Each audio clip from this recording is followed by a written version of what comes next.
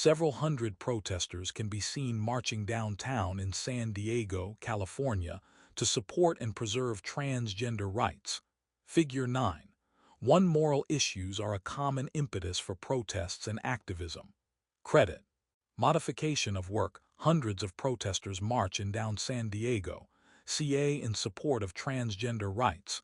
By Laurel Wreath of Victors/Wikipedia, CC010. Chapter Outline 9. 1. Requirements of a normative moral theory. 9.2 Consequentialism. 9.3 Deontology. 9.4 Virtue ethics. 9.5 Taoism. 9.6 Feminist theories of ethics. How do you decide what to do when you face a difficult moral dilemma? When you are unsure what is right in a situation, what do you rely on, if anything, to guide you so you can do the right thing? Say, for example, you have borrowed a friend's car. You want to fill the gas tank before returning the car, but you don't know what fuel the car uses. You are in a hurry and can't reach your friend on the phone. What do you do? Do you return the car without filling it up? Do you take a wild guess or ask a person at the gas station and hope the fuel you pick doesn't damage the engine? What you might need is a good normative moral theory. Normative ethics focuses on establishing norms and standards of moral conduct for effectively guiding our behavior. A normative moral theory is a systematized account of morality that addresses important questions related to effectively guiding moral conduct. By the end of this chapter, you will be able to apply different types of normative moral theories to help guide your decisions at gas stations and elsewhere. Learning objectives. By the end of this section, you will be able to identify the meaning and purpose of normative moral theory, distinguish between the three areas of ethics. This section focuses on how normative moral theories relate to other branches of ethics, examines the requirements of normative moral theories, and introduces three major types of moral theories. 3 areas of ethics. Ethics is the field of philosophy that investigates morality and engages in systematizing, defending, and recommending concepts of right and wrong behavior. Fieser, 1995. It is divided into 3 main areas: metaethics, normative ethics, and applied ethics, each of which is distinguished by a different level of inquiry and analysis. Metaethics focuses on moral reasoning and whether morality exists. Dittmer, 1995. It is concerned with questions that are more abstract, ones that explore the foundations and assumptions related to our moral beliefs and practice. It attempts to understand the beliefs and presuppositions connected to morality and moral deliberation. Metaethics explores, for example, where moral values originate, what it means to say something is right or good, whether there are any objective moral facts, whether morality is culturally relative, and the psychological basis for moral practices and values. Normative ethics focuses on moral behavior, on what we should do. It thus deals with questions concerning human agency, responsibility, and moral evaluation. Normative ethics attempts to establish criteria or principles for identifying norms and standards to guide correct behavior. Philosophers offer systematized accounts of morality that provide standards and norms of right conduct. There are 3 main approaches to normative moral theory: consequentialist, deontological, and virtue ethics. Each approach differs based on the criterion, consequences, duty, or character used for determining moral conduct. Applied ethics focuses on the application of moral norms and principles to controversial issues to determine the rightness of specific actions.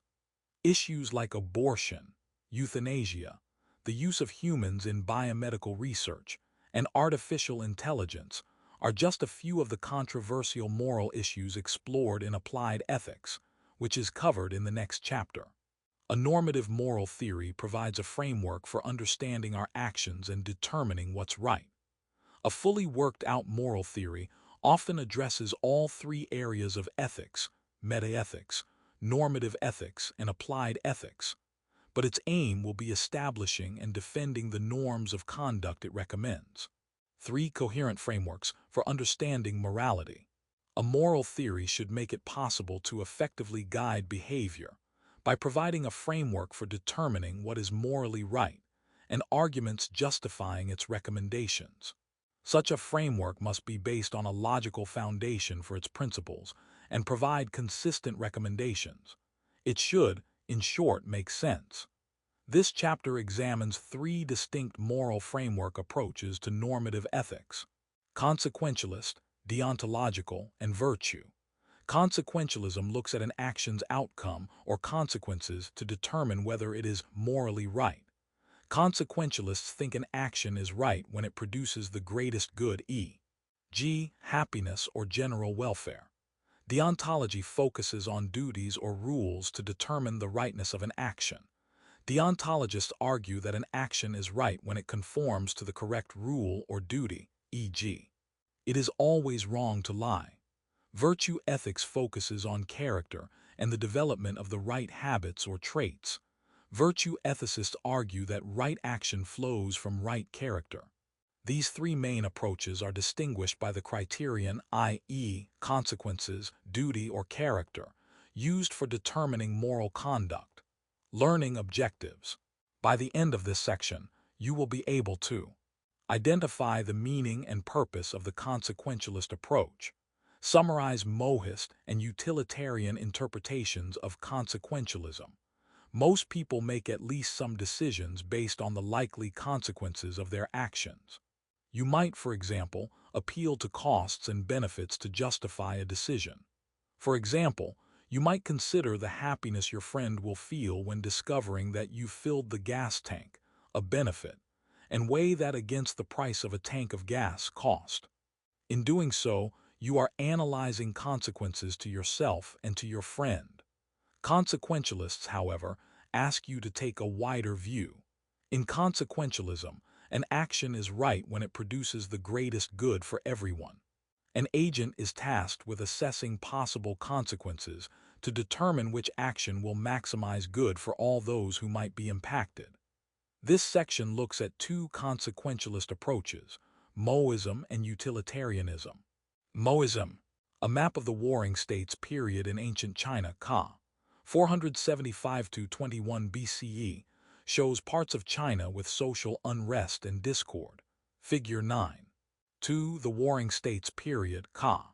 475–221 BCE, saw intense warfare as older states located along the Yellow River declined and Qin, Qi, and Chu rose, until Qin conquered the others in 221 BCE and established an imperial government. Attribution. Copyright Rice University, OpenStax, under CC BY 40 license. The Warring States period in ancient China, ca. 475–221 BCE, was a period of widespread social unrest and discord, one characterized by warfare, suffering, and a fractured society. Thinkers in ancient China responded by exploring ways to unite people and discover, or rediscover, moral norms and standards that would promote a better life and social harmony. Philosophies like Moism, Confucianism, and Taoism were developed, making it a period marked by intellectual and cultural expansion. These philosophies, while different in important respects, are similar in that each is born as a response to the social disharmony and widespread suffering experienced during the Warring States period. Each one shows a desire to facilitate and foster change in order to overcome social challenges and improve the lives of the people. Very little is known about the founder of Moism, Mo Dai or Mozi, ca. 430 BCE. He lived around the time of Confucius, ca. 479 BCE, the founder of Confucianism, and Laozi, the founder of Taoism. Mozi, like Confucius and Laozi, was considered a great teacher. He and early Mohists sought to establish rational, objective standards for evaluating actions and establishing ethical norms. 4 concepts of Mohist ethical theory. 4 interrelated concepts are at the heart of Mohist ethical theory: morality, benefit, benevolence, and care. Morality, yi, is determined by benefit, li, which shapes how we understand our duties and define what is right. Benefit Li is defined loosely as a set of material and social goods, including virtues and practices that strengthen social order. Benefit, in turn, rested on the concept of benevolence or kindness, Ren, which requires that we look outside our own interests and treat others with care, Ai. Practicing kindness is crucial for promoting social order and fair treatment. Mohists believed that we are more likely to achieve social stability and general welfare when we focus not simply on ourselves, but the betterment of others and the community. Mohists thought ethical norms should be established by looking at what increases overall benefit. To this end, Mosey argued that we should promote the immediate welfare of individuals and consider the welfare of all when acting. If people are suffering or in need now, it makes sense, Mosey thought, to address those issues first. As the theory developed, Mohists also came to associate benefit with happiness or delight, Zai. However, most essential to Mohism is the value of impartial care of all, or universal love. They thought we should treat everyone impartially, and that we shouldn't give preference to some people's welfare over others. Mohists opposed the rulers and elites during the Warring States period who had focused only on their own pleasure and gain to the detriment of everyone else. Normative practices. The 10 doctrines. There are 10 doctrines that form the core of early Mohism. These 10 doctrines correspond to Mosey's original work, and they were treated as central even by later Mohists who developed and expanded upon early Mohist thinking. The 10 doctrines are normally split into 5 pairs as follows: promoting the worthy and identifying upward, inclusive care and condemning aggression, moderation in use and moderation in burial, heaven's intent and understanding ghosts, condemning music and condemning fatalism. The promoting the worthy and identifying upward doctrines highlight the Mohists' concern for a meritocratic system. They believed that an individual should be appointed to a position based on their performance and moral goodness. These officials should serve as models to all. Mohists assumed that people are motivated to act in ways that conform to their beliefs about what is right. They therefore believed that people needed proper moral education informed by rational, objective moral standards. Once people possess the proper knowledge, they conform their behavior accordingly. This, in turn, would address the social upheaval and disharmony that plagued their world. Mosey realized that if people adopt the same morality, they will use the same standards to judge their own actions and the actions of others, which will improve social order and harmony. The inclusive care and condemning aggression doctrines affirm the importance of considering and caring for everyone equally. They reinforce the idea that it is not just the individual's own benefit that matters, but the benefit of all people. Mohists therefore condemn aggression because others are harmed in the pursuit of personal benefit. During a period in which warlord battled against warlord, Mohists condemned these attempts at military conquest as selfishly immoral. Mohists promoted the practices of moderation in use and moderation in burial. They rejected lavish funerals, customs, and practices that were wasteful. Resources should be used to the benefit of individuals and society. They viewed excessive displays of wealth that only benefit the few as selfish. Mohists used the ideas of heaven's intent and understanding ghosts to argue that there is an objective moral world order that individuals and society should hasten to emulate. Heaven acts as their principal standard for evaluating and understanding our moral responsibilities. Early Mohists, in particular, also saw heaven as a way to motivate individuals to act selflessly, as moral deeds would be rewarded, whereas immoral ones would be punished. Later, however, Mohists seemed to abandon, or at least put less emphasis on this appeal to heaven to justify ethical norms and principles, favoring a greater emphasis on rational argumentation. Finally, Mohists promoted the norms of condemning music and condemning fatalism. The Mohist views on music stemmed from their condemnation of the powerful for being wasteful when they enjoyed lavish displays and luxuries. They felt those with wealth had a responsibility to others and should behave morally. Mohists also believed in social mobility, such that capable, moral individuals should rise. Their support of meritocracy further underscores a belief that the individual has the power to change, to direct their own life, and to determine their own path. The Mohists condemn fatalism because it suggests that human effort is futile and undermines Mohist goals of achieving social order and a large and economically thriving population. Mohists believe that our lot in life is not set in stone, nor does fate determine our path. Fraser 2020. Utilitarianism. The term utility means useful or a useful thing. Utilitarians argue that what is right is whatever produces the most utility, the most usefulness. The question, then, is how do we define usefulness? The utilitarian's answer is that something is useful when it promotes happiness or pleasure.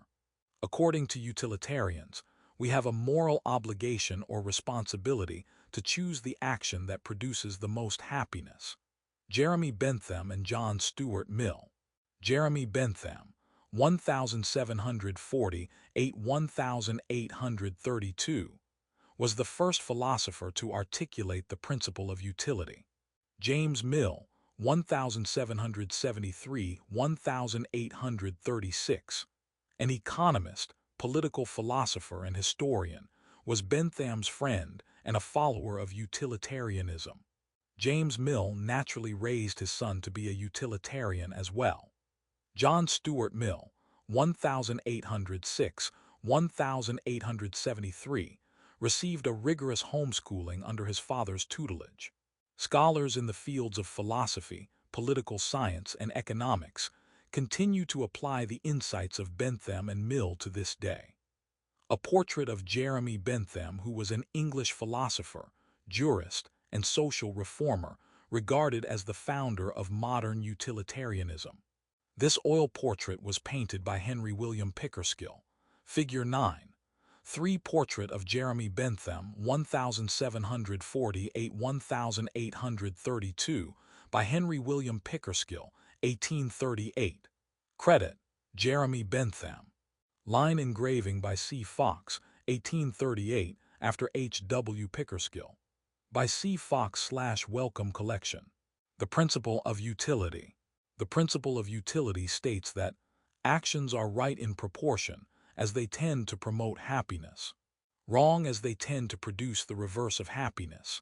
Mill 1861, 2001, 7. Utilitarians argue that moral conduct is conduct that maximizes the good or produces the most value. In economics, for example, utility is defined as the amount of enjoyment a consumer receives from a good or a service. You might, for example, choose between buying an oatmeal raisin cookie and a chocolate chip cookie. If you like them both equally, the right action would be to compare the prices and buy the cheaper one. Utility, however, is not always so easy to determine, particularly in more complex situations. Connections. The chapter on value theory covers the topic of well-being in greater detail. The trolley problem. Trolley problems are classic thought experiments first invented by Philippa Foot and widely employed by ethicists to explore moral reasoning. Foot 2002. Consider one such trolley problem, referred to as the bystander case. Imagine you are standing by trolley tracks observing the trolley cars in action. To your horror, you realize that one of the trolley cars is out of control. If nothing is done, the trolley will continue down the track, killing 5 workers who are performing track maintenance. You happen to be standing near a lever you can pull that will divert the trolley. If you divert the trolley, you will change its path so that it takes a different track where only one worker is performing maintenance. Is it morally permissible to pull the lever? A scenario shows an onlooker who has a choice to save 5 people in danger of being hit by a trolley by diverting the trolley to kill just one person. This trolley problem, thought-based case study, is often used more loosely about any choice that has a trade-off between what is good and what rejections are acceptable, if at all. Figure 9. 4 trolley problems are thought experiments that use a difficult ethical dilemma to explore moral reasoning and deliberation. Attribution. Copyright Rice University, OpenStax, under CC by 4. 0 license. The simplest utilitarian response would be yes. You would save the lives of 4 workers. The right decision involves making a simple quantitative calculation. 5 workers minus 1 worker is 4 workers. So the right moral decision is to divert the trolley. Yet, John Stuart Mill recognized that not all questions of utility can be answered quantitatively. Higher and lower pleasures. Raised to continue in the footsteps of Bentham and his father, John Stuart Mill had a nervous breakdown as a young man. Mill emerged from the crisis with new ideas about utilitarianism, including the realization that Bentham's characterization of pleasure could be improved upon. Durham, 1963. He realized that pleasures differ both quantitatively and qualitatively. Mill identified what he calls higher and lower pleasures to distinguish between different qualities of pleasure. With his revised and more nuanced account of pleasure, Mill set out to develop Bentham's earlier formulation of utilitarianism. He refined the calculus and assigned a greater significance or preference to higher quality pleasures, e.g., mental pleasures. Mill distinguished between different higher and lower qualities of pleasure in his formulation of utilitarianism. What he called higher pleasures are those pleasures associated with the exercise of our higher faculties. For example, higher pleasures are often associated with the use of our higher cognitive faculties and/or participation in social cultural life. Lower pleasures, in contrast, are those pleasures associated with the exercise of our lower faculties. For example, lower pleasures are basic sensory pleasures like those experienced when we satisfy our hunger or relax after difficult physical activity. As Mill saw it, we have higher cognitive faculties, e.g., reason, imagination, moral sense, that distinguish us from other living things. Our higher cognitive faculties give us access to higher pleasures, and these pleasures are a defining feature of human life.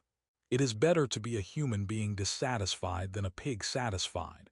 Better to be Socrates dissatisfied than a fool satisfied. And if the fool or the pig are of a different opinion, it is because they only know their own side of the question. Mill 1861, 2001, 10. Mill's claim that it is better to be a human being dissatisfied than a pig satisfied suggests that it is better to be dissatisfied and aware that you are capable of experiencing different qualities of pleasure than to forfeit the higher pleasures merely for the sake of basic satisfaction. Some Mill scholars have even suggested that our dissatisfaction is a potential source of higher pleasures. In Mill and Edward on Higher Pleasures, Susan Fegan, 1983, points out that dissatisfaction stems from a recognition that our situation could be improved. Fegan argues that our ability to formulate plans to improve our situation is a source of higher pleasure. Dissatisfaction motivates us to improve things and pursue a better world and life. The greatest happiness principle. To apply the principle of utility in broad social and political contexts, Mill formulated the greatest happiness principle, which stipulates that those actions are right that produce the greatest happiness for the greatest number of people. When agents, individual decision makers, approach a decision, they review and evaluate their possible actions and should choose the action that will promote the most happiness for the most people. It is not simply the agent's own happiness that matters, but the happiness of all individuals involved or affected by the consequences produced. The happiness which forms the utilitarian standard of what is right in conduct is not the agent's own happiness, but that of all concerned. Mill 1861, 2001, 17. Mill argued that the right action is the one that maximizes happiness or produces the most net happiness. Mill emphasizes the importance of putting personal interests aside. Mill writes that if an individual is faced with a decision between his own happiness and that of others, utilitarianism requires him to be as strictly impartial as a disinterested and benevolent spectator. Mill, 1861, 2001, 17. Impartiality makes us able to assess possible consequences without giving preference to how they might impact us or those we are biased toward, e.g., friends, family, or institutions we are affiliated with. Utilitarians, therefore, strive to apply the principle in an informed, rational, and unbiased way. Write like a philosopher. A utilitarian approach. Choose a moral dilemma you are facing or that you have faced. Devise and implement a method of calculating the greatest happiness, such as identifying all the individuals affected by your decision and estimating the impact of your decision on their happiness. Then examine and explain the assumptions that are inherent in the method you are using to calculate happiness. Act versus rule utilitarianism.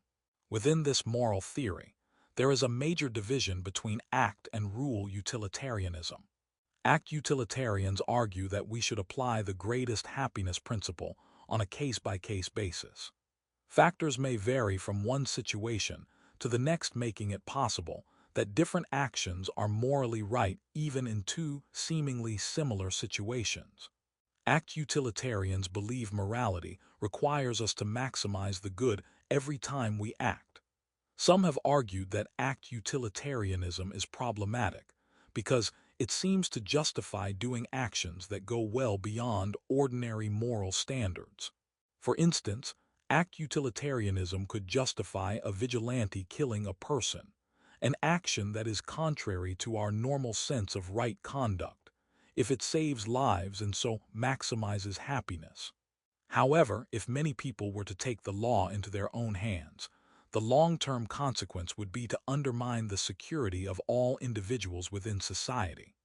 Consider also the case in which a jury or a judge were to find an innocent person guilty and sentence them to prison in order to avoid widespread riots.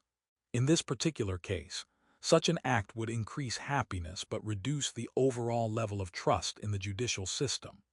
To avoid such problems, rule utilitarians argue that we should apply the greatest happiness principle not to each act, but instead as a means of establishing a set of moral rules.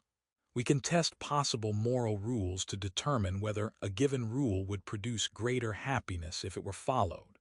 Assuming the rules pass the test, they argue that following such rules will maximize happiness and should be followed.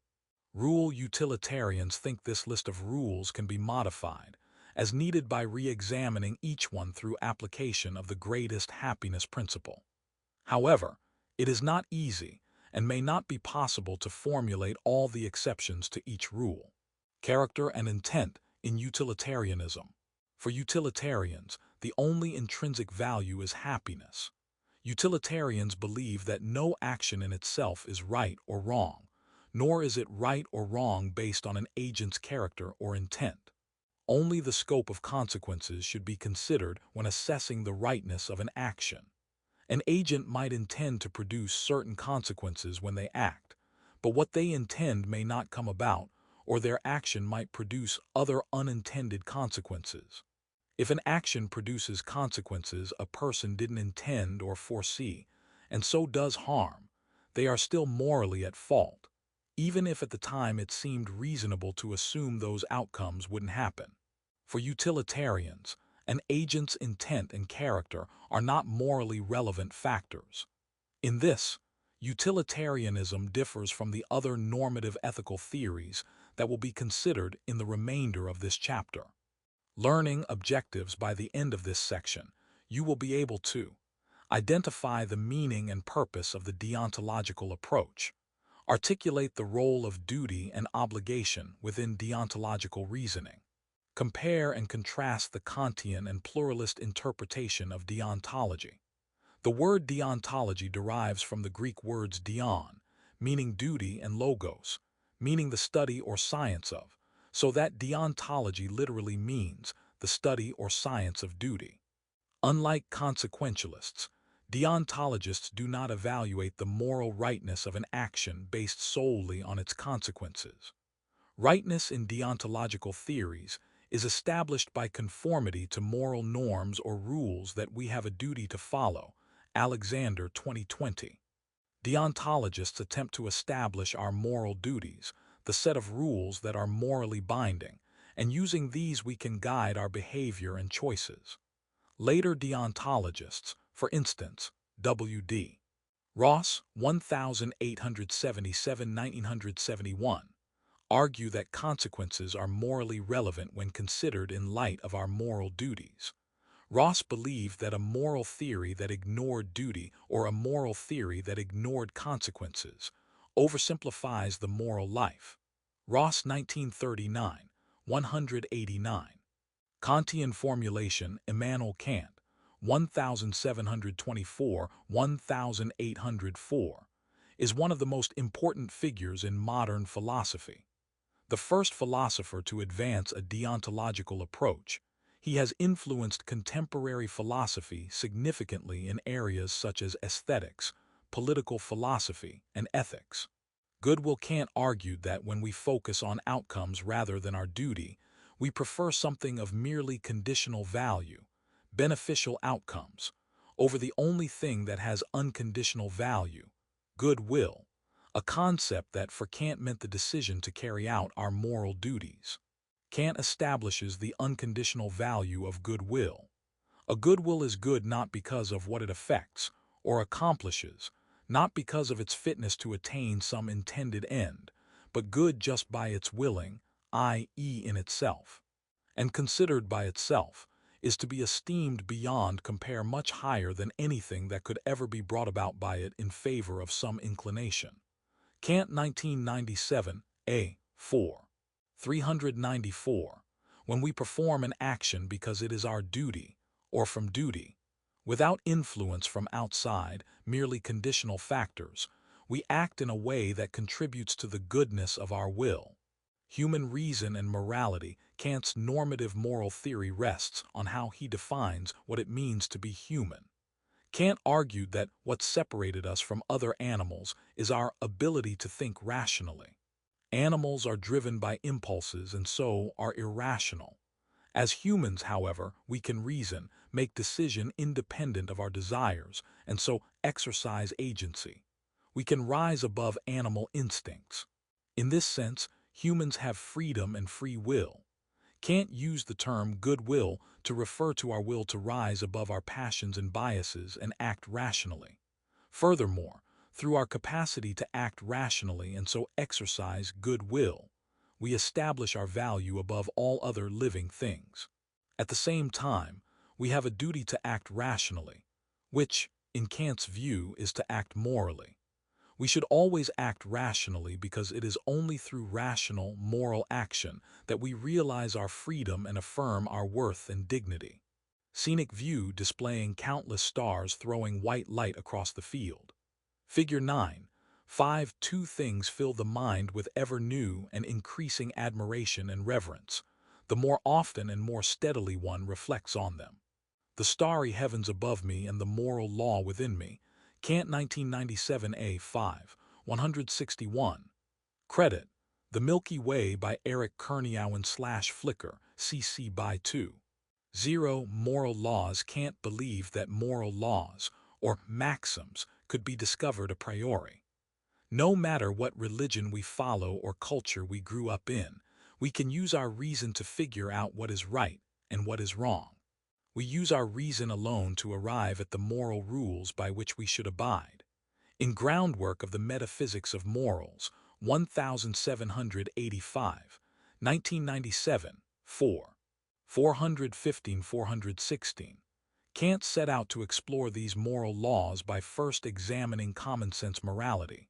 That is, ideas that most people share about morality, such as do not steal or do not murder. The will, Kant noted, always presents its rules in the form of commands, which he called imperatives. He divided these imperatives into two categories: Hypothetical and categorical. Hypothetical imperatives. A hypothetical imperative says only that the action is good for some actual or possible purpose. Kant 1997, A. 4, 414-415. In other words, we may follow rules such as study hard, get a job, and save money.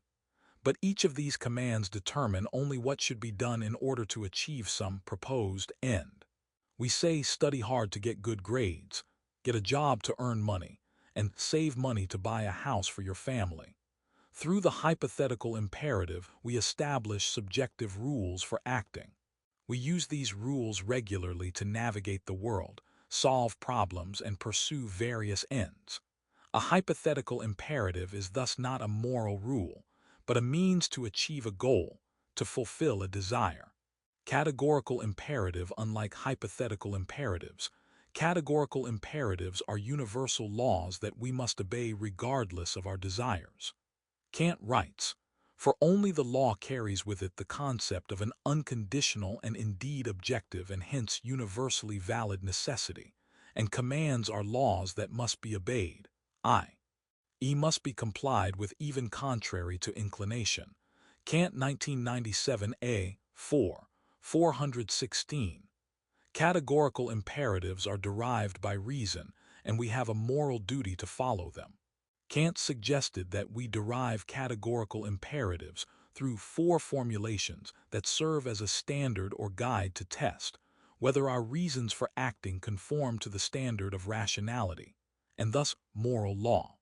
The 2 most widely examined formulations are the universal law formulation and the humanity formulation. The universal law formulation of the categorical imperative states, "Act only according to that maxim through which you can at the same time will that it become a universal law." Kant 1997, A. 4, 421. Kant thought the maxim, or rule for acting, should be able to be made universal in the sense that it is a rule that could bind all rational beings, e.g., always tell the truth. When we lie, for example, we want to act as an exception to the rule for reasons other than fulfilling our moral obligation. In such cases, we wish that everyone else abide by the rule, so that, when we lie, we are believed and can operate as an exception to the norm in order to fulfill a desire. Yet if everyone lied, that is, if we universalized lying, then we would no longer achieve our desired end. Everyone would lie, and so you would not necessarily be believed. Say, for example, members of a specific group, such as university students, get discounted rates at a bookstore. If you, as a non-student, tell the bookseller that you are a student even though you are not, you can get the discounted rate. But once you universalize your action, and all non-students begin to lie, the bookseller will catch on and likely begin to ask for identification. Therefore, the rule you are following, "I can lie to get a discount," cannot be made universal and is immoral. Moral law must be applicable to all rational beings. The humanity formulation focuses on how we ought to treat rational beings, whether oneself or others. Kant thought that every person possesses the same inherent value and worth because we are all rational beings. Kant writes, "So act that you use humanity in your own person as well as in the person of any other, always at the same time as an end, never merely as a means." Kant 1997, A. 4, 429. The humanity formulation therefore asks us to consider whether our actions treat others and ourselves as ends, as entities valuable in themselves, or whether we seek to reduce rational beings to the status of a mere means, as valuable only in that they help us achieve our goal. When we lie to someone, we fail to treat them as a person. We have obstructed their ability to act as a human, as a rational being that has the ability to rise up above impulses and make decisions based on reason. By telling a lie, we have failed to provide the basic information another human needs to make a rational decision. To do so is always wrong, for it overlooks the inherent value we all possess as rational beings who possess a will and who are capable of acting as free, rational agents. Note that Kant is not saying that we cannot rely on other humans to help us achieve a goal. Kant uses the term never merely as a means, and so indicates that so long as we treat others as humans and do not impair their ability to act as rational agents, we can derive benefit from others. Humans must cooperate, but in doing so, should treat each other as ends in themselves, as rational beings. Notice that we can arrive at the same imperative from either the universal law formulation or the humanity formulation. If you lie to the bookseller about being a student, you are treating the bookseller as a means to an end. Indeed, scholars often view Kant's four formulations as different means to achieving the same ends. That is, different ways of arriving at the same or a similar list of categorical imperatives. Pluralism. Some philosophers argue that classic utilitarianism, e.g. Mill, and deontology, e.g. Kant, offer accounts of morality that do not adequately explain our common experience of morality in practice. Do we, like Mill, really think that morality is all about increasing happiness? Do we, like Kant, really treat all moral rules as absolute and always binding? Deontology and utilitarianism seem to offer an overly simplistic account of what is good. Pluralists offer a more complex, complete account of morality that explains our common experience. In contrast to classic utilitarianism and deontology, pluralism recognizes a plurality of intrinsic values and moral rules. William David Ross, Sir William David Ross, 1877–1971, believed classic utilitarianism and deontology fail because they oversimplify the moral life. Ross, 1939, 189. He thought each of these earlier moral theories reduced morality to a single principle, e.g., Mill's greatest happiness principle and Kant's categorical imperative, leaving them unable to adequately account for our common experience of morality. Ross also thought Mill was wrong to assume that rightness is reducible to simply the production of good, just as Kant was wrong to assume that moral rules are absolute and never admit any exceptions. Ross therefore set out to create a moral theory that was not susceptible to the shortfalls of these earlier positions, one that would make sense of our common-sense moral life. Skelton, 2012. Competing duties. Pluralists point out that most people do not treat moral obligations as equally weighty or pressing. Doing so would make it difficult, if not impossible, to determine our moral duty in situations where two or more competing moral obligations are applicable. Let's say you are approached by a woman carrying a gun who asks you what direction your neighbor ran off in. You know in what direction he was headed. Do you follow Kantian moral law not to tell a lie? What if she intends to use her gun on your neighbor? Do you potentially risk your neighbor's life? This example and others suggest that we must consider factors beyond the relevant moral rule, or weigh more than one rule when we determine our duty in a specific situation. For example, the rule "don't lie" might compete with the rule "don't take actions that will get innocent people killed." Prima facie duties. Ross argued that our obligations are not absolute and derived from pure reason, as Kant would have it, but rather are prima facie duties. Ross, 1930, 33. He called them prima facie, which means at first sight, because he believed these duties to be self-evident. They are moral commitments that we come to recognize through experience and maturity. Ross identified 5 prima facie duties that represent our main moral commitments. 1. A duty of fidelity, or to keep promises and be truthful. 2. A duty of reparation, or to make up for wrongs done to others. 3. A duty of gratitude, or to express gratitude when others do things that benefit us and to reciprocate when possible. 4. A duty to promote a maximum of aggregate good, or to increase the overall good in the world. And 5. A duty of non-maleficence, or to not harm others. Ross, 1930, 21, 25. Ross, 1939, 65, 75, 76. Skelton 2012. Ross believed each duty each represents an important moral commitment, but they are not absolute or equally important. He thought our duties of gratitude and reparation, for example, are generally more pressing than our duty to promote a maximum aggregate of good, and a duty of non-maleficence is weightier than a duty to promote maximum good. Ross 1930, 19, 21, 22, 41, 42. Ross 1939, 75, 76, 77, 90. Resolving conflicts between duties. Our prima facie duties represent our moral responsibilities and commitments, other things being equal.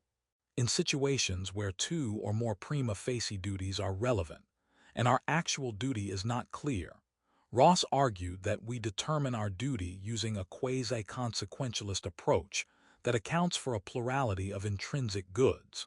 When we face such situations, Ross argued that our duty is whatever action will result in the greatest balance of prima facie rightness over prima facie wrongness. Ross 1930, 41, 46. Police officers and first responders stand on a sidewalk next to an overturned car. Figure 9. 6. If you are the only witness to a bad car accident on your way to get your hair cut, William David Ross would argue that you might judge that your prima facie duty to help anyone who might be injured in the accident outweighs your prima facie duty to be on time for your appointment. Credit, Car Accident at Vestavia Hills, by Ryan Castillo/Flickr, CC by 20 in Life. It is not always clear what morality requires of us, especially when we face situations where we have multiple, conflicting moral responsibilities and must figure out which one is our actual duty. In other words, our actual duty will be whichever duty is most pressing and immediate, the one that we are most responsible for. Ross 1939, 85. Imagine, for example, that you make a promise to meet a friend after work. As you leave your office building after work, however, you discover a coworker on the ground who is experiencing chest pains. You have a duty to keep your promise, but you also have a duty to help your coworker. You help your coworker because, given the circumstances, it is more pressing than the duty to fulfill your promise. It is clear which obligation is your actual duty in this example. When you are able to, you apologize to your friend and explain what happened. Your apology, Ross thought, is in part motivated by a recognition that you were prima facie wrong. That is, you recognize that had your coworker not needed help, your actual duty would have been to fulfill your promise and meet your friend. The role of judgment, Ross thought, plays an important role in moral life. We will often need to determine our actual duty in situations where multiple contradictory prima facie duties are relevant. Ross thought we rank the relevant prima facie duties and use facts of the situation to determine which duty is our actual duty. In the case in which you are approached by a woman with a gun who seems to be chasing your duty to protect your neighbor from harm probably outweighs your duty to tell the truth. But what if the woman is wearing a blue uniform and wearing a badge indicating that she is a police officer? What if you know that you watched your neighbor carry a carload of computers, televisions, expensive jewelry, and nice paintings into his apartment last night? In this case, to make the best decision, you must make a judgment informed by your own experience and observations. In practice, it can be difficult to know what our actual duty is in a situation. Sometimes the best we can do is make an informed decision using the information we have and keep striving to be good. Indeed, this uncertainty can, for pluralists, be an important part of the experience of a moral life. Learning objectives. By the end of this section, you will be able to identify the central principles of virtue ethics, distinguish the major features of Confucianism, evaluate Aristotle's moral theory. Virtue ethics takes a character-centered approach to morality. Whereas mohists and utilitarians look to consequences to determine the rightness of an action, and deontologists maintain that a right action is the one that conforms to moral rules and norms, Virtue ethicists argue that right action flows from good character traits or dispositions. We become a good person, then, through the cultivation of character, self-reflection, and self-perfection. There is often a connection between the virtuous life and the good life in virtue ethics because of its emphasis on character and self-cultivation. Through virtuous development, we realize and perfect ourselves, laying the foundation for a good life. In Justice as a Virtue, for example, Mark Labar, 2020, notes that on the Greek eudaemonist views, including here Plato, Aristotle, the Stoics, and Epicurus, our reasons for action arise from our interest in eudaimonia, or a happy life. The ancient Greeks thought the aim of life was eudaimonia. Though eudaimonia is often translated as happiness, it means something closer to a flourishing life. Confucianism, with its strong emphasis on repairing the fractured social world, connects the promotion of virtuous development and social order. Confucians believe virtuous action is informed by social roles and relationships, such that promoting virtuous development also promotes social order. Confucianism, as discussed earlier, the Warring States period in ancient China ca. 475–221 BCE, was a period marked by warfare, social unrest, and suffering. Warfare during this period was common because China was comprised of small states that were not politically unified. New philosophical approaches were developed to promote social harmony, peace, and a better life. This period in China's history is also sometimes referred to as the era of the 100 schools of thought, because the development of new philosophical approaches led to cultural expansion and intellectual development. Moism, Taoism, and Confucianism developed in ancient China during this period. Taoism and Confucianism would later spread to Japan, Korea, and Vietnam, where they would be adopted and changed in response to local social and cultural circumstances. Confucius 551–479 BCE, rose from lowly positions to become a minister in the government of a province in eastern China. After a political conflict with the hereditary aristocracy, Confucius resigned his position and began traveling to other kingdoms and teaching. Confucius's teachings centered on virtue, veering into practical subjects such as social obligations, ritual performance, and governance. During his lifetime, Confucius despaired that his advice to rulers fell on deaf ears. How can I be like a bitter gourd that hangs from the end of a string and cannot be eaten? Analects 17:7. He did not foresee that his work and ideas would influence society, politics, and culture in East Asia for over 2,000 years.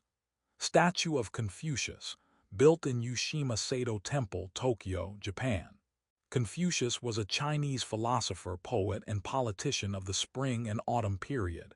Figure 9:7. This statue of Confucius, the largest in the world, stands at the Ushima Seido, a Confucian temple in Japan. Credit: Confucius statue at the Ushima Seido, by Abasa/Wikimedia Commons. Public domain. Confucius is credited with authoring or editing the classical texts that became the curriculum of the imperial exams, which applicants had to pass to obtain positions in government. His words, sayings, and exchanges with rulers and his disciples were written down and recorded in the Lun Yu, or the Analects of Confucius, which has heavily influenced the moral and social practice in China and elsewhere. Relational aspect of virtue. Like Moism, Confucianism aimed to restore social order and harmony by establishing moral and social norms. Confucius believed the way to achieve this was through an ordered, hierarchical society in which people know their place in relationship to other people. Confucius said, "There is government when the prince is prince and the minister is minister, when the father is father and the son is son." Analects 7:11. In Confucianism, relationships and social roles shape moral responsibilities and structure moral life. A cornerstone of Confucian virtue is filial piety. Confucius felt that the role of the father was to care for and educate his son, but the duty of the son must be to respect his father by obediently abiding by his wishes. While a man's father is alive, look at the bent of his will. When his father is dead, look at his conduct. If for 3 years he does not alter from the way of his father, he may be called filial. Analects 1:11. Indeed, when the Duke of Sheh informed Confucius that his subjects were so truthful that if their father stole a sheep, they would bear witness to it, Confucius replied, "Among us, in our part of the country, those who are upright are different from this. The father conceals the misconduct of the son, and the son conceals the misconduct of the father. Uprightness is to be found in this. The devotion of the son to the father is more important than what Kant would call the universal moral law of truth-telling. There is therefore an important relational aspect of virtue that a moral person must understand. The virtuous person must not only be aware of and care for others, but must understand the human dance, or the complex practices and relationships that we participate in and that define social life." Wang, 2021. The more we begin to understand the human dance, the more we grasp how we relate to one another, and how social roles and relationships must be accounted for to act virtuously. Ritual and Ren, important to both early and late Confucian ethics, is the concept of Li, ritual and practice. Li plays an important role in the transformation of character. These rituals are a guide or become a means by which we develop and start to understand our moral responsibilities. Sacrificial offerings to parents and other ancestors after their death, for example, cultivate filial piety. By carrying out rituals, we transform our character and become more sensitive to the complexities of human interaction and social life. In later Confucian thought, the concept of lei takes on a broader role and denotes the customs and practices that are a blueprint for many kinds of respectful behavior. Wang, 2021. In this way, it relates to Ren, a concept that refers to someone with complete virtue or specific virtues needed to achieve moral excellence. Confucians maintain that it is possible to perfect human nature through personal development and transformation. They believe society will improve if people abide by moral and social norms and focus on perfecting themselves. The aim is to live according to the Tao. The word Tao means way in the sense of a road or path of virtue. Junzi and self-perfection Confucius use the term Junzi to refer to an exemplary figure who lives according to the Tao. This figure is an ethical ideal that reminds us that self-perfection can be achieved through practice, self-transformation, and a deep understanding of social relationships and norms. A Junzi knows what is right and chooses it, taking into account social roles and norms while serving as a role model. Whenever we act, our actions are observed by others. If we act morally and strive to embody the ethical ideal, we can become an example for others to follow, someone they can look to and emulate. The ethical ruler, any person of any status, can become a Junzi. Yet it was particularly important that rulers strive toward this ideal because their subjects would then follow this ideal. When the ruler Kai Kayang consulted with Confucius about what to do about the number of thieves in his domain, Confucius responded, "If you, sir, were not covetous, although you should reward them to do it, they would not steal." Analects 7:18. Confucius thought social problems were rooted in the elite's behavior, and in particular, in their pursuit of their own benefit to the detriment of the people. Hence, government officials must model personal integrity, understand the needs of the communities over which they exercised authority, and place the welfare of the people over and above their own. Collar 2007, 204. In adherence to the ethical code, a ruler's subjects must show obedience to honorable people and emulate those higher up in the social hierarchy. Kai Kayang, responding to Confucius's suggestion regarding thievery, asked Confucius, "What do you say to killing the unprincipled for the good of the principled?" Confucius replied that there was no need to kill at all. Let your evinced desires be for what is good, and the people will be good.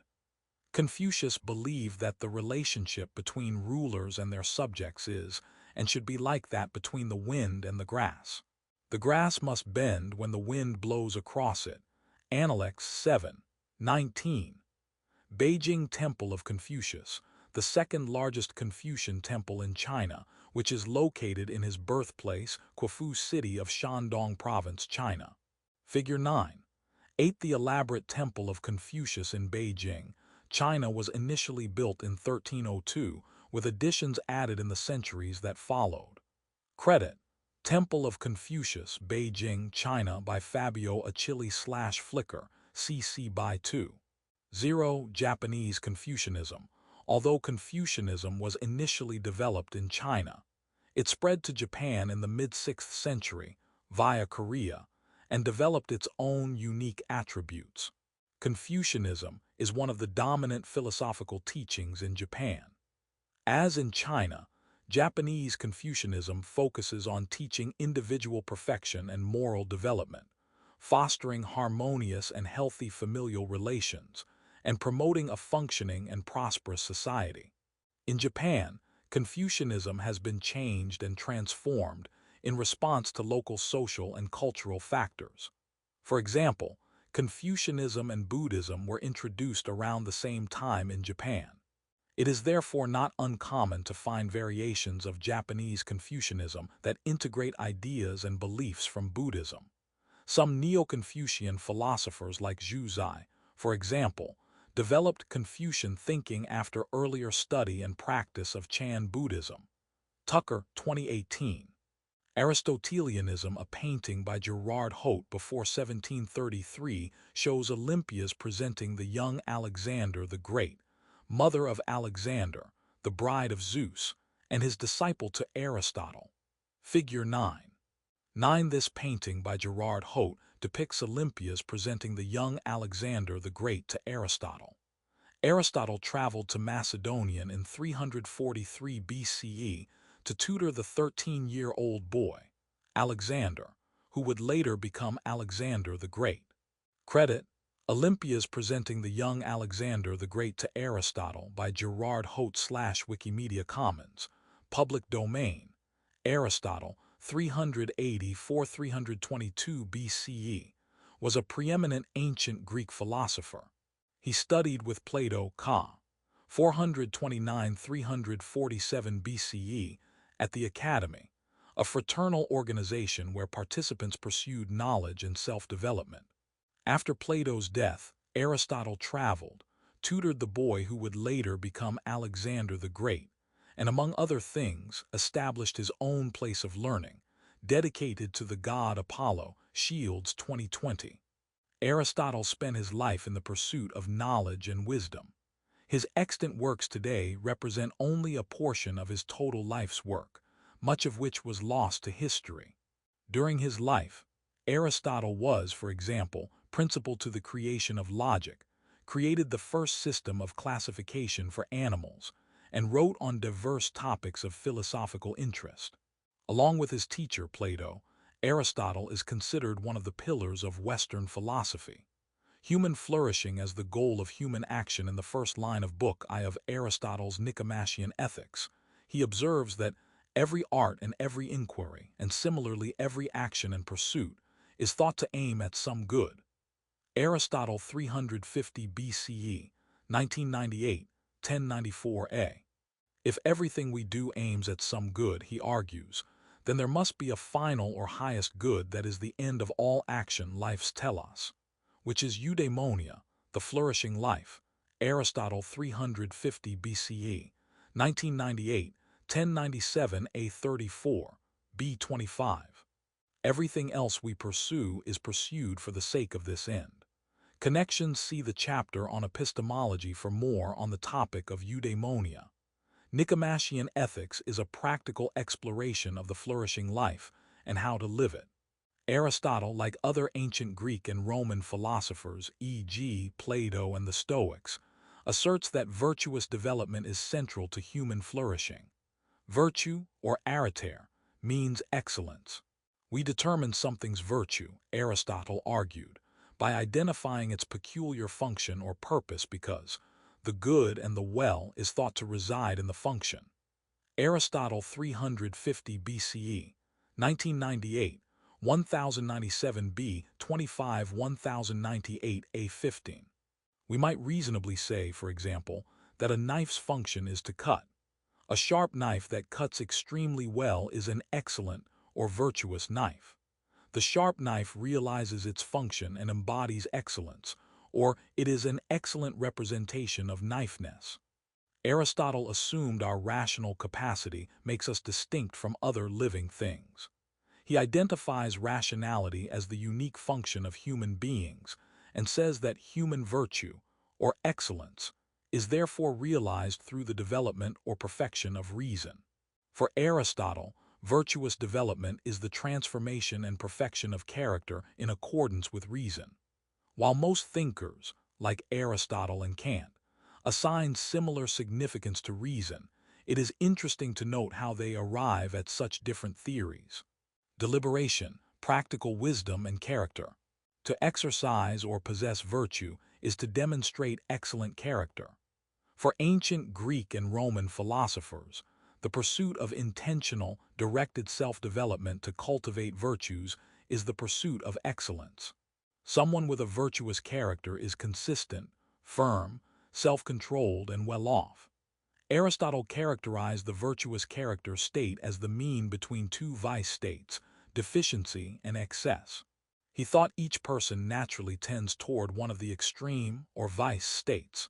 We cultivate virtue when we bring our character into alignment with the mean or intermediate state with regard to feelings and actions, and in doing so we become well off in relation to our feelings and actions. Homiak 2019. Being virtuous requires more than simply developing a habit or character trait. An individual must voluntarily choose the right action, the virtuous state, know why they chose it, and do so from a consistent, firm character. To voluntarily choose virtue requires reflection, self-awareness, and deliberation. Virtuous actions, Aristotle claims, should accord with the correct reason. Aristotle 350 BCE, 1998, 1103 B30. The virtuous person chooses what is right after deliberation that is informed by practical wisdom and experience.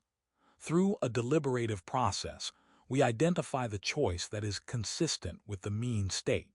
The role of habit. Aristotle proposed that humans are made perfect by habit. Aristotle 350 BCE, 1998, 1103 A 1033. Habit therefore plays an important role in our virtuous development. When we practice doing what's right, we get better at choosing the right action in different circumstances. Through habituation we gain practice and familiarity. We bring about dispositions or tendencies, and we gain the requisite practical experience to identify the reasons why a certain action should be chosen in diverse situations. Habit, in short, allows us to gain important practical experience and a certain familiarity with choosing and doing the right thing. The more we reinforce doing the right thing, the more we grow accustomed to recognizing what's right in different circumstances. Through habit, we become more aware of which action is supported by reason and why, and get better at choosing it. Habit and repetition develop dispositions. In Nicomachean Ethics, for example, Aristotle reminds us of the importance of upbringing. A good upbringing will promote the formation of positive dispositions, making one's tendencies closer to the mean state. A bad upbringing, in contrast, will promote the formation of negative dispositions, making one's tendencies farther from the mean state. Aristotle 350 BCE, 1998, 1095 B5. Read like a philosopher. Aristotle on virtue. Read this passage from Book II of Aristotle's Nicomachean Ethics, considering what Aristotle means when he states that moral virtues come about as a result of habit. How should individuals make use of the two types of virtue to become virtuous? Virtue, then, being of two kinds, intellectual and moral. Intellectual virtue in the main owes both its birth and its growth to teaching, for which reason it requires experience and time. while moral virtue comes about as a result of habit, whence also its name, ethic, is one that is formed by a slight variation from the word ethos, habit. From this it is also plain that none of the moral virtues arises in us by nature, for nothing that exists by nature can form a habit contrary to its nature. For instance, the stone which by nature moves downwards cannot be habituated to move upwards, not even if one tries to train it by throwing it up 10,000 times. Nor can fire be habituated to move downwards, nor can anything else that by nature behaves in one way be trained to behave in another. Neither by nature, then, nor contrary to nature do the virtues arise in us. Rather, we are adapted by nature to receive them, and are made perfect by habit. Again, of all the things that come to us by nature, we first acquire the potentiality and later exhibit the activity. This is plain in the case of the senses. For it was not by often seeing or often hearing that we got these senses, but on the contrary, we had them before we used them, and did not come to have them by using them. But the virtues we get by first exercising them, as also happens in the case of the arts as well. For the things we have to learn before we can do them, we learn by doing them, e.g. men become builders by building and lyre players by playing the lyre. So too we become just by doing just acts, temperate by doing temperate acts, brave by doing brave acts. This is confirmed by what happens in states. For legislators make the citizens good by forming habits in them, and this is the wish of every legislator, and those who do not affect it miss their mark, and it is in this that a good constitution differs from a bad one. Again, it is from the same causes, and by the same means that every virtue is both produced and destroyed, and similarly every art. For it is from playing the lyre that both good and bad lyre players are produced. And the corresponding statement is true of builders and of all the rest. Men will be good or bad builders as a result of building well or badly. For if this were not so, there would have been no need of a teacher, but all men would have been born good or bad at their craft.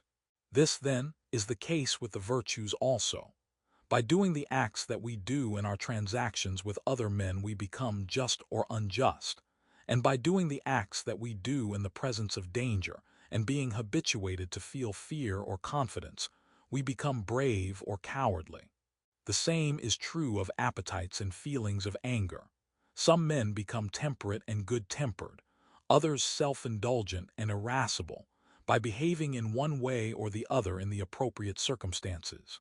Thus, in one word, states of character arise out of like activities. This is why the activities we exhibit must be of a certain kind. It is because the states of character correspond to the differences between these. It makes no small difference, then, whether we form habits of one kind or of another from our very youth. It makes a very great difference, or rather all the difference. Social relationships and friendship. Aristotle was careful to note in Nicomachean Ethics that virtuous development alone does not make a flourishing life, though it is central to it. In addition to virtuous development, Aristotle thought things like success, friendships, and other external goods contributed to eudaimonia. In Nicomachean Ethics, Aristotle points out that humans are social or political beings. Aristotle 350 BCE, 1998, 1097 B10. It's not surprising, then, that, like Confucius, Aristotle thinks social relations are important for our rational and virtuous development. When we interact with others who have common goals and interests, we are more likely to progress and realize our rational powers. Social relations afford us opportunities to learn, practice, and engage in rational pursuits with other people. The ancient Greek schools, e.g., Plato's Academy, Aristotle's Lyceum, and Epicurus's Gardens, exemplify the ways individuals benefit from social relations. These ancient schools offered a meeting place where those interested in knowledge and the pursuit of wisdom could participate in these activities together. Through social relations, we also develop an important sense of community and take an interest in the flourishing of others. We see ourselves as connected to others, And through our interactions, we develop social virtues like generosity and friendliness. Homiak 2019. Moreover, as we develop social virtues and gain a deeper understanding of the reasons why what is right, we realize that an individual's ability to flourish and thrive is improved when the community flourishes. Social relations and political friendships are useful for increasing the amount of good we can do for the community. Kraut 2018. Friendship. The important role Aristotle assigns to friendship in a flourishing life is evidenced by the fact that he devotes 2 out of the 10 books of Nicomachean Ethics, books VIII and IX, to a discussion of it. He notes that it would be odd, when one assigns all good things to the happy man, not to assign friends, who are thought the greatest of external goods. Aristotle 350 BCE, 1998, 1169 A35, B20. Aristotle distinguishes between incidental friendships and perfect friendships. Incidental friendships are based on and defined by either utility or pleasure. Such friendships are casual relationships where each person participates only because they get something, utility or pleasure from it. These friendships neither contribute to our happiness nor do they foster virtuous development. Unlike incidental friendships, perfect friendships are relationships that foster and strengthen our virtuous development. The love that binds a perfect friendship is based on the good or on the goodness of the characters of the individuals involved. Aristotle believed that perfect friends wish each other well simply because they love each other and want each other to do well, not because they expect something, utility or pleasure from the other. He points out that those who wish well to their friends for their sake are most truly friends. Aristotle 350 BCE, 1998, 1156 A27, B17. Aristotle argues that the happy man needs true friends because such friendships make it possible for them to contemplate worthy or virtuous actions and actions that are their own. Aristotle 350 BCE, 1998, 1169 B, 21170 A6. This affords the good individual the opportunity to contemplate worthy actions that are not their own, i.e., they are their friend, S, while still thinking of these actions as in some sense being their own because their friend is another self. On Aristotle's account, we see a true friend as another self because we are truly invested in our friend's life, and we ought to wish what is good for his sake. Aristotle 350 BCE, 1998, 1155 B 17 1156 A5. Perfect friendships afford us opportunities to grow and develop, to better ourselves, something we do not get from other relationships. Aristotle therefore argues that a certain training in virtue arises also from the company of the good. Aristotle 350 BCE, 1998, 1170 A 630. Our perfect friend provides perspective that helps us in our development and contributes to our happiness, because we get to participate in and experience our friend's happiness as our own. Perhaps it is not surprising, then, that Aristotle considered true friends the greatest of external goods. Aristotle 350 BCE, 1998, 1169 A35, B20. Learning objectives. By the end of this section, you will be able to summarize the metaphysical context and ethical properties of the Tao, analyze the relationship between Wu Wei and Taoist ethics, compare and contrast Mohist, Confucian, and Taoist ethics. Taoism, also written as Taoism, finds its beginnings during the Warring States period of ancient China. Like Mohism and Confucianism, Taoism is a response to the social unrest and suffering characteristic of that period. Taoism aims to foster harmony in both society and the individual. To do so, it seeks to understand the source of evil and suffering. It locates the cause of most suffering and conflict in desires and greed. Taoists believe that even when we try to regulate human action with moral systems and norms, we still fail to realize a flourishing society and good life. Harmony is possible by living life in accordance with what is natural. While Moism and consequentialism judge the morality of an action based on the happiness it creates, Taoism equates moral actions with those that promote harmony and accord with the natural way. Chinese sources tell us that Laozi, also written as Lao Tzu, the founder of philosophical Taoism, lived during the 6th century BCE, Chan 2018. He authored a short book, The Deitijing, sometimes written as Tao Te Ching. Laozi's teachings emphasize the importance of simplicity, harmony, and following the natural way of things. His basic teachings were expanded upon by Zhuangzi, 4th century BCE.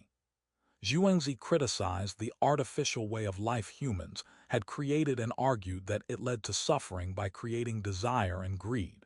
Bust of Laozi, a legendary Taoist philosopher, the alternate title of the early Chinese text, better known in the West as the Deitijing, which was primary Taoist writing. Figure 9. 10. A bust of the founder of Taoism, Laozi, who lived during the 6th century BCE. Credit: Laozi by Eden Pictures /Flickr, CC by 20. The Tao. In Taoism, the Tao is often translated as the way. Taoists rejected the narrow Confucian view of Tao as a way of behaving in society to ensure order and social harmony, and instead view the Tao as the natural way of the universe and all things. The Tao is represented as the source or origin of all that exists. Taoism tells us that we must live in accord with the Tao if we want to live a good life or live well. Properties. In the very first chapter of the Deitijing, we learn that the Tao that can be spoken of or named is not Tao. Nameless, the origin of heaven and earth. Naming, the mother of 10,000 things, Laozi Ka. 6th century BC 1993, 1. When you name something, when you speak about it, you pick it out and give it a definite identity. Tao is the source of all that exists, of all characteristics and properties, but it is itself without limits and impossible to define. It represents the underlying connectedness and oneness of everything. Tao is an inexhaustible source of existence, of things, and it is that to which all things return. Naturalism. In moral philosophy, naturalism is the belief that ethical claims can be derived from non-ethical ones. In Taoism, moral Tao must be rooted in natural ways. Hansen 2020. It emphasizes living in accord with nature by following the Tao, or natural way of things. The individual who lives in the right way lives in accord with nature and exists in harmony with it. Taoism characterizes a fulfilling life as a calm, simple life, one that is free from desires and greed. Its focus on returning to nature, on naturalness, and on living in harmony with the natural world makes Taoism a naturalistic philosophy. Taoist metaphysics. The Deitijing offers a metaphysical perspective. The Tao is characterized as the source of all things that exist, as the source of being and non-being. In Chapter 4 of the Deitijing, Tao is said to be empty, its use never exhausted. Bottomless, the origin of all things, Laozi Ka. 6th century BC 1993, 4. The source of all that exists of change, the Tao nevertheless remains unchanging. Taoism, then, can be read as a philosophy that provides answers to important metaphysical questions in its exploration of the underlying nature of existence. The metaphysical account of reality found in Taoism provides a foundation for other Taoist positions. Taoism's naturalistic philosophy is supported by its metaphysical claims. The Tao is the source of all, and living in accordance with it is living in accordance with the natural way, with the flow of all existence. Taoists claim, therefore, that we act morally when we act in accord with the Tao, and thus in accord with the natural way of things. Their metaphysics suggests a view of the world that recognizes the dynamic connections and interdependence of all things that exist. When we name things, when we differentiate things and treat them as individual, existing entities, We ignore the fact that nothing exists on its own independent of the whole. To truly understand existence, then, Taoists urge us to be more aware of and sensitive to the way everything depends on and is connected to everything else. Each thing is a part of a larger, ever-changing whole. Skepticism, inclusion, and acceptance. In the Deitijing, it can be hard to grasp or form a clear conception of the Tao. In fact, when Zhuangzi expands upon the earlier teachings of Laozi, he repeatedly brings forth the issue of whether and how the Tao can be known. Pregadio 2020. The Tao cannot be known in the sense in which we normally know things about ourselves, objects, or our world. Taoism is thus skeptical not only about those things humans have so far claimed to know and value, but also skeptical that knowledge of the Tao is possible. This skepticism regarding the extent to which we can know the Tao pushes Taoism to be inclusive and accepting. It makes Taoism open to and accepting of various interpretations and readings of the Deitijing so long as through them we are able to live in accordance with the Tao to live a fulfilling life. Paradox and puzzles. Throughout the Deitijing there is paradoxical and puzzling language. For example, it says that the Tao in its regular course does nothing, and so there is nothing which it does not do. Laozi Ka. 6th century BC 1993, 37. The paradoxical ways the Tao is described within the texts is a way to bring attention to or highlight a way of thinking that is fundamentally different from our everyday experience of the world. Indeed, Taoists believe that our problems are a consequence of our regular way of being in the world and living without awareness of the Tao. We are accustomed to treating things as distinct, definable entities, and we think of ourselves in the same terms. Unaware of the Tao, of the true nature of reality, we act against it and cause pain and suffering. Through paradoxical language and expressions, Taoism attempts to make us aware of something greater that is the generative source of existence. It challenges us to look at things differently and change our perspective so that we can see that our pain and suffering is a consequence of conventional values and beliefs. It attempts to sidestep the limitations of language by using paradoxes and puzzles to encourage and promote a deeper awareness of the nature of existence. Taoists criticize the way humans normally live because it fosters and encourages bad thinking, problematic values, and resistance to living differently. Wu Wei. The Taoist approach to life is one that recommends reserve, acceptance of the world as it is, and living in accordance with the flow of nature. In ancient China, Laozi and other thinkers responded to the unrest, conflict, and suffering they witnessed in their society. Laozi's response and Zhuangzi's development of it is critical of the way we normally live in the world. For example, we are normally wasteful, we resist change, and we try to transform the natural world to suit our needs. Taoism recommends instead that we move with the current of the natural way of things, accept things as they are, and find balance and harmony with the Tao. The Taoists call this the practice of Wu Wei, which involves what is often described as non-action. Chan 2018. Offering a clear account of Wu Wei can prove challenging because it is a paradoxical concept. Our normal concept of action includes motivated, directed, purposeful activity aimed at desire satisfaction. To act is to impose your strength and will on the world, to bring something about. Practicing Wu Wei, in contrast, suggests a natural way of acting that is spontaneous or immediate. When you practice Wu Wei, you act in harmony with the Tao, you are free of desire and of striving, and you spontaneously move with the natural flow of existence. Attitude toward the Tao. One who practices Wu Wei, or non-action, is someone free of unnecessary, self-gratifying desires.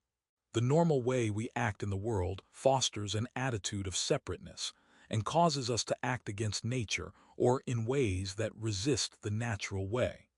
Practicing non-action brings one in harmony with the Tao.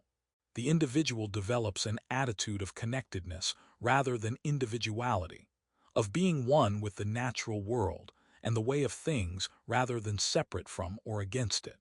receptivity and softness.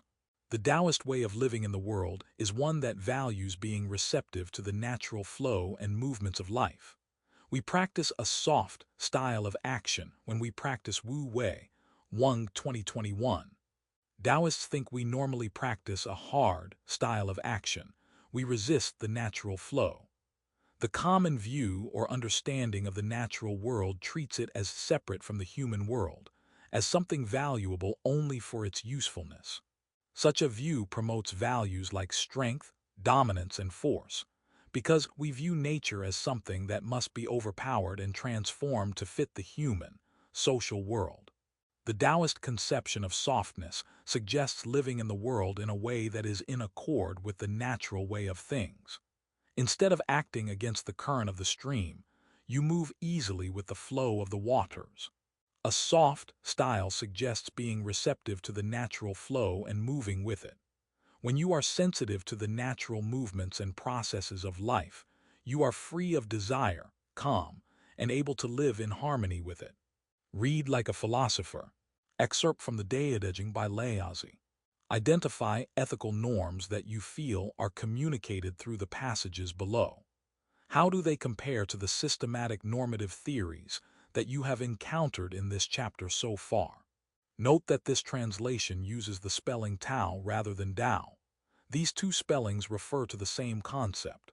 Laozi, Lao Tzu, Dialogue, Tao Te Ching, translated by James Legge. Chapter 1. The Tao that can be trodden is not the enduring and unchanging Tao. The name that can be named is not the enduring and unchanging name. Conceived of as having no name, it is the originator of heaven and earth. Conceived of as having a name, it is the mother of all things. Always without desire we must be found. If its deep mystery we would sound, but if desire always within us be, its outer fringe is all that we shall see. Under these two aspects it is really the same, but as development takes place, it receives the different names. Together we call them the mystery. Where the mystery is the deepest is the gate of all that is subtle and wonderful. Chapter 4. The Tao is like the emptiness of a vessel, and in our employment of it we must be on our guard against all fullness. How deep and unfathomable it is, as if it were the honored ancestor of all things. We should blunt our sharp points and unravel the complications of things. We should attemper our brightness and bring ourselves into agreement with the obscurity of others. How pure and still the Tao is, as if it would ever so continue. I do not know whose son it is. It might appear to have been before God. Chapter 8. The highest excellence is like that of water. The excellence of water appears in its benefiting all things, and in its occupying without striving to the contrary, the low place which all men dislike. Hence its way is near to that of the Tao. The excellence of a residence is in the suitability of the place. That of the mind is in abysmal stillness. That of associations is in their being with the virtuous. That of government is in its securing good order. That of the conduct of affairs is in its ability, and that of the initiation of any movement is in its timeliness. And when one with the highest excellence does not wrangle about his low position, no one finds fault with him. Chapter 13. Favor and disgrace would seem equally to be feared, honor and great calamity to be regarded as personal conditions of the same kind. What is meant by speaking thus of favor and disgrace? Disgrace is being in a low position after the enjoyment of favor. The getting that favor leads to the apprehension of losing it, and the losing it leads to the fear of still greater calamity. This is what is meant by saying that favor and disgrace would seem equally to be feared, and what is meant by saying that honor and great calamity are to be, similarly, regarded as personal conditions. What makes me liable to great calamity is my having the body, which I call myself. If I had not the body, what great calamity could come to me? Therefore he who would administer the kingdom, honoring it as he honors his own person, may be employed to govern it, and he who would administer it with the love which he bears to his own person may be entrusted with it. Taoist, Mohist, and Confucian ethics. Taoism, Moism, and Confucianism were created in response to widespread social unrest, conflict, and suffering. All three aim to end suffering and promote harmony. Taoism's approach is unlike either Moism or Confucianism in important respects. Taoists reject traditional morality because it promotes a way of life that supports acting against the natural way or against the flow of nature. They therefore reject the Mohist and Confucian affirmation of traditional moral norms. Taoists believe social norms and practices won't solve our problems because they promote a way of life that is unnatural. Instead, Taoism affirms simplicity, the elimination of desires and greed, and naturalness. Taoists believe we need to look beyond social life, beyond traditional human constructs, and instead find harmony with the natural way, the Tao. In contrast, Mohist and Confucian ethics attempt to establish norms and standards for acting and emphasize the important role of social relations in informing our obligations. They reaffirm the value and importance of moral norms and social practices, arguing that widespread adherence will heal social discord and promote well-being. Confucianism focuses on character and argues that through the cultivation of virtue, we perfect ourselves. Moism, however, focuses on consequences to determine rightness, and Mohists believe actions that promote general welfare are right. Learning objectives. By the end of this section, you will be able to explain the framework of care ethics, summarize feminists' historical critique of normative moral teachings concerning gender, evaluate the purpose and potential of intersectional moral discourse. Feminism is, among other things, a political and philosophical movement that aims to end sexism and promote social justice. Feminists argue that the long-standing dominance of the male perspective has caused women's interests to be ignored and their autonomy to be limited. In ethics, feminist thinkers have traditionally explored, criticized, and sought to correct the role gender has historically played in the development and application of moral beliefs and practices. They examine, for example, the ways in which power defines relationships within society and the extent to which it has influenced social-cultural development. Feminist ethics places special emphasis on exploring the role of gender and gendered thinking in shaping our views, values, and our understanding of ourselves and the world. Historical critique. At its core, feminism is a response to a world that has by and large ignored the perspectives, interests, and lived experiences of women. Feminists explore historical factors that have caused and perpetuate gender discrimination and oppression. They aim to identify, critique, and correct traditional assumptions about gender. Feminists criticize institutions, presuppositions, and practices that have historically favored men over women. McAfee, 2018. They point out that the male perspective has been treated as the norm and the stand-in for the human perspective. When theorists and thinkers have historically made claims about universality and objectivity, they ignored the fact that it was their own male perspective that was treated as the norm, as a standard human experience. Feminists therefore criticize traditional moral theory for pretending to be universal and objective, even though it favored the male perspective and experience. McAfee, 2018. At its core, feminist ethics seeks to understand, uncover, and correct the traditional role gender has played in social-cultural development. The male perspective has celebrated man as the norm, the standard human. We see in all areas of life a celebration of traits associated with men. The belief that we should pursue science and technology to dominate and control the natural world, for example, celebrates strength and reason, values that are used to characterize men. Women, on the other hand, have traditionally been characterized as delicate, weak, submissive, and emotional, as opposed to rational. The concept of the feminine. In The Second Sex, Simone de Beauvoir points out that femininity is not something given, but something learned, a social construct. It would appear, then, that every female human being is not necessarily a woman. To be so considered, she must share in that mysterious and threatened reality known as femininity. Beauvoir 1949, 2011. The concepts of femininity and masculinity represent society's idea of what it means to be either a woman or a man. These concepts are based on traditional gender roles and the norms, practices, and values tied to them. As Mari Mikola suggests in her article Feminist Perspectives on Sex and Gender, 2019, females become women through a process whereby they acquire feminine traits and learn feminine behavior. Feminine behavior has historically been associated with being delicate, submissive, and emotional.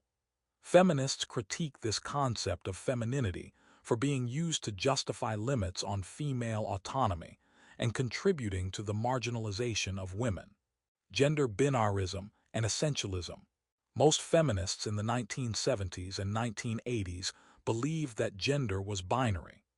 Gender binarism is the view that each person can be categorized by one of the two genders, male or female. Some feminist thinkers have used gender binarism as a starting point to explore different, alternative ethical systems in which the norms for human nature are defined by women. Others have suggested that women approach moral problems from a fundamentally different perspective than men. Psychologist Carol Gilligan's work, for example, found that men and women often approach moral problems from different perspectives. Men from the perspective of justice and women from the perspective of care. Feminists criticize traditional normative ethics for treating man as the human norm. In the traditional view, characteristics associated with masculinity are those characteristics that embody the ideal person. Some feminists have argued that women should not deny or reject these characteristics, but instead adopt them as essential. Essentialism is the view that a set of characteristics makes something what it is. Essentialism suggests that there are certain essential characteristics that make a woman or a man a man. Traditionally, women have been defined by characteristics that define them as morally bad and subversive. Rather than view these characteristics as negative or argue that they are not essential to woman, some feminist ethicists have argued that women should adopt these essential traits as positive. Ethics of care. Gilligan's research led to the development of care ethics. Gilligan 1982. Gilligan discovered that men and women often approach ethical dilemmas from different perspectives. Gilligan found that men value things like justice, autonomy, and the application of abstract principles and norms. In contrast, she found that women value things like caring for others, relationships, and responsibility. She called the approach favored by men the perspective of justice, and the approach favored by women the perspective of care. Norlock, 2019. The ethics of care is an approach that values caring, the relationships of the individuals involved, and the interests of individuals. In contrast to the emphasis on the application of abstract rules and principles found in traditional ethics, the ethics of care emphasizes the complexities of real life and is more sensitive to unique, concrete situations. Gilligan's approach asks agents to consider the specific interests of individuals and their relationships. The ethics of care values caring and moral reasoning that accounts for the unique factors of concrete situations. The caring relation as an ethical paradigm. Traditionally, the role of caretaker has been viewed as a woman's role. The caring relationship is one between an individual and their caregiver. A caretaker is compassionate, takes responsibility, understands the importance of relationships, and acts in the best interests of the one they care for. Care ethics uses the caring relationship as an ethical paradigm. It is the model that should be used to determine what's right and guide behavior. The caring relationship emphasizes the importance of concrete situations, the specific individuals involved, and acting to promote their interests. Nell Noddings on caring. In her influential work Caring, A Feminine Approach to Ethics and Moral Education, 1984, Nell Noddings argues that the care perspective is both feminine and feminist, Norlock 2019. The emphasis on abstract, universal principles in traditional ethics makes the agent insensitive to situational factors and relationships. In contrast, Noddings endorses the moral value of partiality, Norlock 2019. From this perspective, the agent considers specific situational and relational factors in moral deliberation. When we consider the needs of the actual individuals involved in a situation, we are more likely to be sensitive to the interests of those in marginalized or oppressed positions. Intersectionality. Some feminists have highlighted the important role intersectionality plays in social relations and argue it must be accounted for to end inequality and correct identity-based oppression and discrimination. Intersectionality refers to different aspects of identity, e.g., gender, race, sexuality, and class, that intersect in a person's identity and define or influence their lived experience. When we use or assume identity norms, e.g., the normal woman, without considering other aspects of identity, it is possible that we advance only some women and not others because there is a tendency to assume a position of privilege, Norlock 2019. Some feminists have argued that intersectional approaches compromise and weaken the strength of potential advocacy.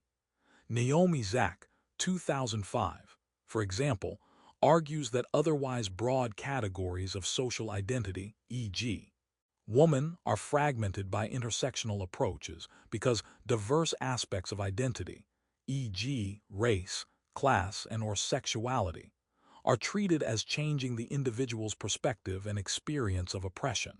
In other words, a group of individuals who all share one aspect of identity, woman, may be fragmented into smaller groups when intersectionality is considered because other aspects of identity shift a given individual's perspective and shared experience. Norlock 2019. This has the adverse effect, Zak argues, of weakening the category and the strength of advocacy. In response to feminists who question intersectional approaches on the grounds that they compromise and weaken advocacy, other feminists have pointed out that identity categories like women include diverse members. If intersectionality is ignored, we ignore the diverse perspectives, interests, and experiences of individuals and cannot advocate effectively. Identities are complex, and different aspects of identity, e.g., race, class, and/or sexuality, may make an individual more or less likely to experience oppression in different circumstances. Intersectional approaches bring a deeper awareness of aspects of identity and sensitivity to the ways social identities contribute to experiences of oppression. A greater emphasis on aspects of identity, they argue, can unite individuals with diverse social identities by increasing awareness of the common struggle of oppressed groups. Intersectionality can therefore foster solidarity among oppressed groups because it makes individuals more aware of their common experiences. Traditionally, it was thought that oppressed identities had a compounding effect and individuals were worse off if their identities included aspects of multiple oppressed identities. In this view, someone whose identity included multiple oppressed categories would be considered worse off than someone whose identity only included one oppressed category. Development of alternative normative moral frameworks. Feminists critiqued traditional moral beliefs and practices for using norms and standards that prioritize certain groups and perspectives. Traditional normative moral frameworks favored the dominant, privileged position by, for example, ignoring actual individuals in concrete situations, and therefore making us blind to the ways in which some individuals suffer. Social identities, like people, are diverse and complex. In an attempt to correct oppression based on gender and identity, feminists have pursued alternative normative moral frameworks. Feminists have criticized deontological moral theories and duty-centric frameworks. They take issue with the separation of rationality and emotion. Traditionally, women have been associated more with a capacity for emotion. Historically, philosophers like Aristotle, Thomas Aquinas, Kant, and many others have located the source of human worth and dignity in our rational capacity. Their theories imply, explicitly or implicitly, that women have less worth and dignity, suggesting they are deserving of less respect. The seemingly benign claim that humans are rational creatures has grave implications when what is normal is determined by those who are in a privileged position. Feminists also critique Kant's normative moral framework because it prioritizes abstraction and generalization over consideration of situational factors and the people involved. They argue that such abstraction is problematic because it pretends to be impartial while ignoring the interests of oppressed or vulnerable groups.